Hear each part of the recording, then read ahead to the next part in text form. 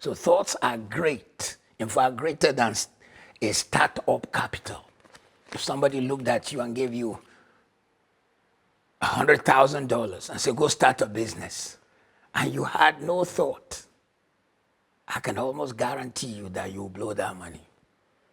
Because he gave you money, he gave an empty space, money without a thought, without a concept, without an idea. If you don't blow the money, you probably out of being risk averse, you went and kept the money and said, when he asks for his money, I'll give it back to him.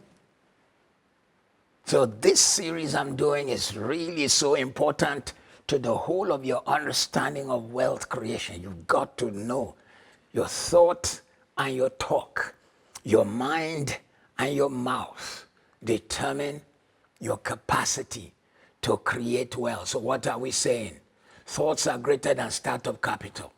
What you need to start business is not money put in your hand, but a thought in a certain direction, which you offer as a service like Richard Branson did. And your thoughts have the ability to now form either negative or positive confirmation bias.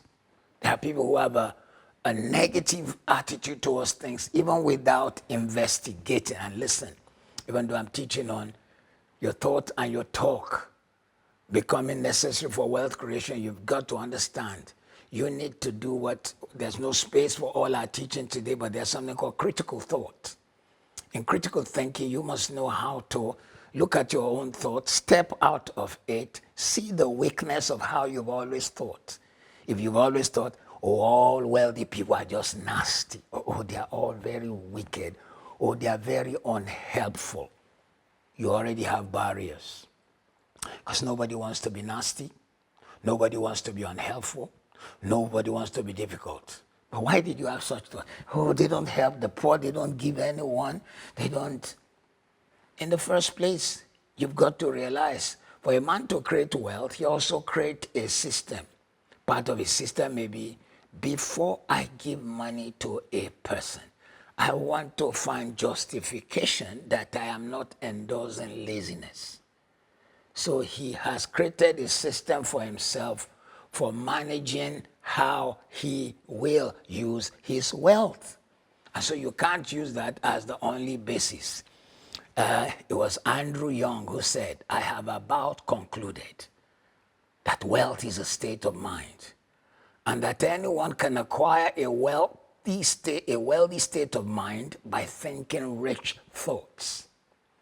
Let me tell you what Sidney Madwed said. If constructive thoughts are planted, positive outcomes will be the result. Plant the seed of failure, and failure will follow. Have you noticed? Thieves raise thieves. Business people, if they work on their children and teach them how to do business, they raise business folks. It was James Allen, the great James Allen, who wrote books like As a Man Thinketh. He said, you are today where your thoughts have brought you. You will be tomorrow where your thoughts take you. You are today where your thoughts have brought you. Look at where you are. Your thoughts brought you where you are. Then look at tomorrow. Your thoughts will take you in the direction of the tomorrow you see. Your thoughts will take you in the direction of the tomorrow you see. Your thoughts will take you in the direction of the tomorrow you see. If you see a tomorrow of failure, lack, poverty, oh, the world is becoming so messed up, there's no finance, there's no money in the world, it will be that way for you. But if you begin to think and say, well, there's abundance in this world. I live in a world of abundance, and mine is coming into my hand, then you'll find that you might just be the one with the next great idea that changes our world. Who will ever know? The people who created Zoom probably didn't know it will explode and become a major platform for meetings during COVID. Franklin D. Roosevelt said, men are not prisoners of fate. Men are not prisoners of fate, but only prisoners of their own mind. So you are a prisoner of your mind, either of good thoughts in your mind or of bad thoughts. Walter Anderson said, "You and I are not what we eat. We are what we think." You and I are not what we eat. We are what we think. So you must believe that you are worthy to receive. By the way, if this teaching on the mindset of the millionaire is helping you and it's making sense, like it, subscribe, leave your thoughts, make a comment. Let's know how it has been beneficial to you. You must believe that you are worthy to receive. Please do not forget that. Never let life knock you to the point where you think, I'm not worthy, I'm not good. Yes, you may have been squeezed by life, you may have been crumpled by life, but I like you to imagine this crumpled paper to be $100 bill. Crumpling it did not change the value. Squeezing it did not change the value. Making it so tight did not change the value. Once I straighten it out, it will be recognized, respected, and accepted because someone had signed on it that service, business, product, and whatever I need should be given to me to the level of the money I present. You are of value. And do not let the things that have crumpled you determine who you are. So listen to me. Analyze your thoughts and strive to get rid of the negative one. Always remember that your outer world is a reflection of your inner world, and therefore have a prosperity mindset. And in having a prosperity mindset, you may have to cut some people, snip, snip, snip, snip, snip out of your life. The dominant idea is always believed and accepted by the subconscious mind. The dominant idea is always believed and accepted by the subconscious mind. If your dominant idea is, I'm wealthy, it's going to be all right, I'm going to be rich, your subconscious mind believes it, your subconscious mind begins to work in that direction. Your subconscious mind begins to see it. If your dominant mind is that things are going to be all right, you will beat this disease. While I'm not saying mind over matter, your mind cures all diseases, yet it is easier. Matter of fact, science has shown your body begins to release the right kind of chemicals, including estrogens, to make your body plush, healed, and strong because it moves in a certain direction. Thoughts are wholly yours. You created your own thought. You didn't create the shirt you wore, the trouser you have on. Somebody did. You didn't create the watch on your wrist. You probably didn't create the glasses you're wearing like I have one.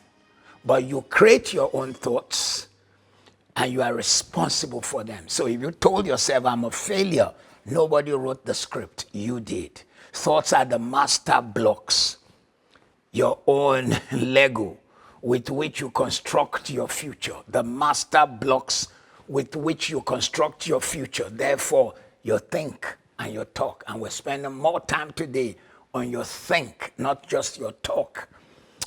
Your think is so powerful. Constantly fill your mind with thoughts that inspire you, that you can conquer, that inspire you and empower you, that tells you go for it, achieve it, be the best, go and do it.